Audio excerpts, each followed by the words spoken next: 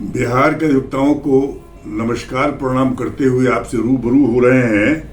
मैं हूं धर्मनाथ प्रसाद यादव, अधिवक्ता, उच्च न्यायालय पटना, पूर्व vice chairman Bihar state bar council Patna और वर्तमान में अखिल भारतीय अधिवक्ता कल्याण समिति भारत का राष्ट्रीय अध्यक्ष हूँ। जिन मित्रों को पता है मेरे बारे में उन्हें नहीं बताना है, जिन्हें नहीं पता है उन्हें बता देना चाह रहे हैं कि धर्मनाथ प्रसाद यादव जिस दिन से प्रैक्टिस में आए उस दिन से ही वकीलों की लड़ाई लड़ने का मन में ठाना और विभिन्न संगठन के माध्यम से लड़ाई लड़ते रहे हैं। युवा अधिवक्ता कल्याण समिति बिहार पटना का सिपाही से कप्तान तक रह करके मुझे कई बार जेल यात्रा करनी पड़ी और बिहार के अधिवक्ताओं को जेल यात्रा करवानी पड़ी, जिससे निष्फल नहीं गया। उसका फलाफल ये हुआ कि बिहार सरकार ने महसूस किया कि अधिवक्ताओं को निश्चित तौर पर हमें इनकी आवश्यकताओं की पूर्ति के लिए, कल्याण के लिए कदम उठाना होगा और सरकार ने एक छोटा सा कदम उठाया 1983 में, जिसे आप जानते हैं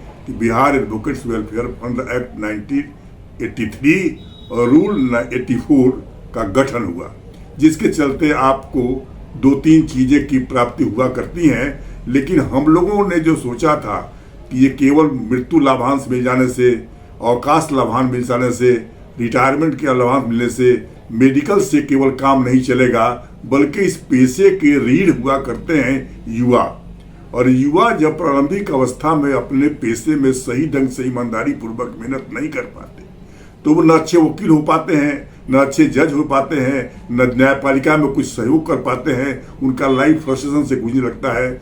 इस बात को ध्यान में रखते हुए शुरू से हम लोगों की लड़ाई रही कि प्रारंभिक अवस्था में शुरुआती दौर में नए वकीलों को उनको प्रोत्साहन राशि के रूप में प्रति माह 5,000 रुपया 5 वर्षों तक दिया जाए और उसके वजह में सरकारी विभागों के स्तर पर उनसे काम भी लिए जाएं। दोनों फायदा होगा, उन्हें आर्थिक मदद मिल जाएगी जिससे वो टिक पाएंगे पेशे में और काम करने से उनको काम के प्रति दक्षता होगी, जो सरकार की नियत भी रही है। इसी नियत के चलते अप्रेंटिसशिप की व्यवस्था होती है। मेडिकल में छात्र जो सो जब पितुल होते हैं तो उन्हें साइपेंस दे करके वर्ष 2 वर्ष तक उनको डॉक्टरों के अंदर रखा जाता है।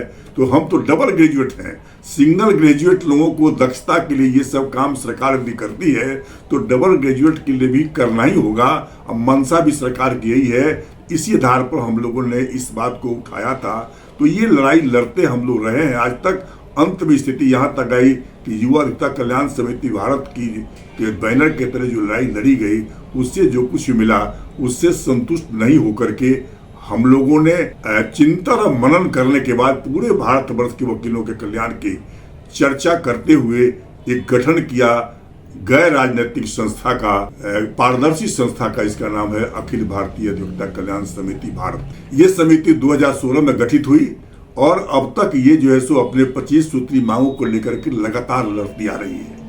इसे बड़ी हद में सफलता ही मिली है, चूंकि भारत इतना विशाल देश है। 9 राज्यों में इसने अपना संगठन खड़ा कर लिया है और प्रत्येक साल इसका महाधिवेशन हुआ करता है। छोटे छोटे कार्यक्रमों के अलावा उस महाधिवेशन में इसकी समीक्षा की जाती है, पिछले वर्ष के कार्यों की, और अगले भविष्य की रणनीति बनाई जाती है और फिर वो डिमांड्स को रिकास्ट किया जाता है। जो मान लिया गया है उसे हटा दिया जाता है, जो नहीं माना गया है उसे बरकरार रखा जाता है। इसी संदर्भ में हम लोगों ने पिछले साल यानी 17 अगस्त 2025 को नालंदा के कर्पूरी ठाकुर हॉल में हम लोगों ने एक आयोजन किया था। हमारी समिति के देख रेख में एक विधि पत्रिका विधि वर्ष रूप में निकलती है, उसी का 6ठा वार्षिकोत्सव था। उस वर्षगांठ के अवसर पर भारत सरकार के गण्यमान्य लोग, बिहार सरकार के मंत्रीगण और अधिवक्तागण उपस्थित थे।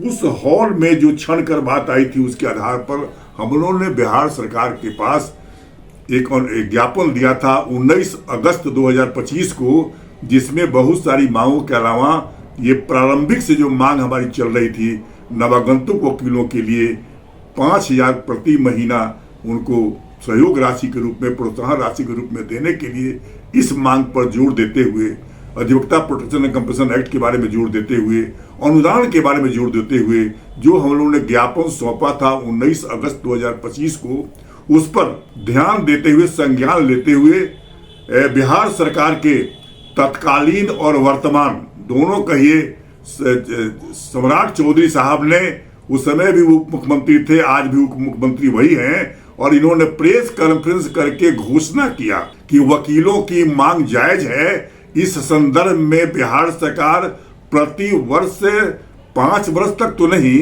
लेकिन 3 वर्षों तक प्रति महीना 5,000 रुपया प्रोत्साहन राशि के रूप में नवागंतुक वकीलों को दिए जाएंगे। दूसरी घोषणा उनकी थी कि 30 करोड़ रुपया प्रति साल एडवोकेट्स ट्रस्टी कमेटी जो बना हुआ है 1983 के आधार पर, उस ट्रस्टी कमेटी को 30 करोड़ रुपया प्रति साल अनुदान राशि के रूप में मुहैया की जाएगी बिहार सरकार की तरफ से। तीसरी घोषणा उनकी हुई थी कि जो विधिमंडल ई लाइब्रेरी को विकास करना चाहता है, डेवलप करना चाहता है, उसे उसकी पूरे खर्चा अनुदान के रूप में, सहायता राशि के रूप में दिया जाएगा। चौथा उन्होंने कहा था महिलाओं के लिए शौचालय के बाद, टॉयलेट की बात, सिटिंग की बात, बैठने की बात, ये सारी व्यवस्थाएं की जाएंगी। ये तत्कालीन उप मुख्यमंत्री सम्राट चौधरी साहब ने पत्रकार सम्मेलन करके हम लोगों को ये अनाउंस किया था, घोषणा किया था। इसके लिए हमने अपनी समिति की ओर से, अपनी ओर से, शुभचिंतकों की ओर से, तमाम जमात की ओर से बिहार सरकार को कोटि कोटि धन्यवाद भी दिया था। उम्मीद किया था कि बड़ी जल्दी इसकी घोषणा लोग जो किए हैं उसकी अधिसूचना जारी कर देंगे। लेकिन खेद है इस बात पर कि अब तक बिहार सरकार ने, नई सरकार भी बन गई, फिर नई सरकार में जो घोषणा किए थे उसी पद पर आ भी गए, और मुख्यमंत्री जो थे वो माननीय मुख्यमंत्री जी भी, नीतीश कुमार जी वही आ गए। यानी लगभग सरकार के वही लोग रहे और सरकार बन भी गई। हम लोगों की आशा लगी हुई है, रोज बरोज हम गिन रहे हैं कि उनकी जो घोषणा केवल घोषणा ही रह जाएगी कि उसकी अधिसूचना जारी होगी। अब तक अधिसूचना जारी नहीं हुई है। वकील होने के नाते जब तक अधिसूचना जारी नहीं होती है तब तक उसे विधिवत मान्यता हम नहीं मानते हैं। फिर भी सरकार की घोषणा है, बड़े लोगों की घोषणा है, उच्च पद पर बैठे हुए लोगों की घोषणा है, इस पर हम विश्वास भी नहीं कर रहे हैं। लेकिन यथाशीघ्र जितनी जल्दी हो सके बिहार सरकार से मांग कर रहे हैं, अपनी समिति की ओर से, बिहार के तमाम वकीलों की ओर से, अपने संगठन की ओर से, कि जितनी जल्दी हो सके इसके लिए अधिसूचना जारी किए जाएं। और आप तमाम मित्रों को, अधिवक्ताओं को, खासकर बिहार वासियों को ये सचेष्ट करना चाह रहे हैं कि आप सजग रहें, आप जगे रहें और जगाते रहें। सरकार को बिना धक्का दिए हुए कोई काम आज तक होता नहीं है, इसलिए हो सकता है कि हमें पुनः एक बार धक्का देना पड़ सकता है। ऐसी स्थिति में हम लोग चुप बैठे हुए नहीं हैं और हम लोग इसमें लगे हुए हैं, लेकिन आप लोगों को हम सूचित कर रहे हैं कि जो घोषणा है वो घोषणा ही अब तक है, अधिसूचना जारी नहीं हो रही है। और जब तक अधिसूचना जारी नहीं होगी तब तक किसी को कुछ मिलने नहीं जा रहा है। इसलिए इस पर एक संगठन, एकता, एकजुटता की जरूरत है। इसलिए बिहार के तमाम विधिमंडलों में जो लोग बैठे नेता लोग हैं, या बिहार में जो अन्य संस्थाएं चलती हैं, स्वयंसेवी संस्थाएं, उन तमाम संस्थाओं से आग्रह है कि वो जो है सो इस इश्यू पर एक होकर के एकजुटता का परिचय कर देते हुए, चाहे वो सरकार के पक्ष वाले हों या सरकार के बाहर वाले हों, एकजुट होकर इस समस्या के समाधान की दिशा में पहल करें। क्योंकि एक जगह हमें निराशा हो जाती है, हमें कहने में कोई हिचक नहीं हो रही है कि हमारे लिए बनी संस्था बिहार स्टेट बार काउंसिल हो, चाहे दूसरी राज्य काउंसिल हो या बार काउंसिल इंडिया हो, वो जो है सो जो उसकी लड़ाई हमारे भलाई के लिए, हमारी रक्षा के लिए, हमारी सुरक्षा के लिए जो लड़नी चाहिए वो लड़ने से मुकर रही है।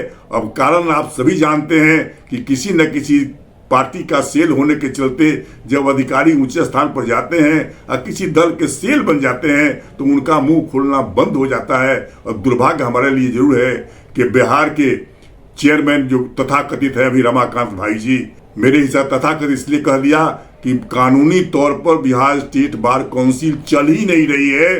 सारे नियमों को ताखे पर रख करके जो मेंबर नहीं है, एक कॉम्पिटेंट कोर्ट के होल्ड करने के बाद भी ये हिजाक करके चला रहे हैं। इसलिए तथाकथित सब मुंह से निकल गया, माफ करेंगे आप। तथाकथित जो है सो भी भाजपा के अभी सक्रिय सदस्य हैं और बीसीआई के माननीय चेयरमैन मनोज कुमार मिश्रा साहब तो सांसद ही बन गए हैं। इसलिए इन लोगों की दुराचारी हो गई है कि सरकार के खिलाफ डट कर आपकी बात को कह नहीं सकते और स्वार्थवश इस पद को छोड़ नहीं सकते। न इस पद को छोड़ सकते हैं न डट कर बोल सकते हैं। तब क्या करना होगा? आपको हाथ पर हाथ रख कर बैठना नहीं होगा। आपको स्वयंसेवी संस्थाओं के माध्यम से सरकार के काम तक जुड़ लगाने के लिए हर संवैधानिक तरीके को अपनाते हुए संघर्ष के लिए तैयार रहना होगा। जय हिंद, जय भारत।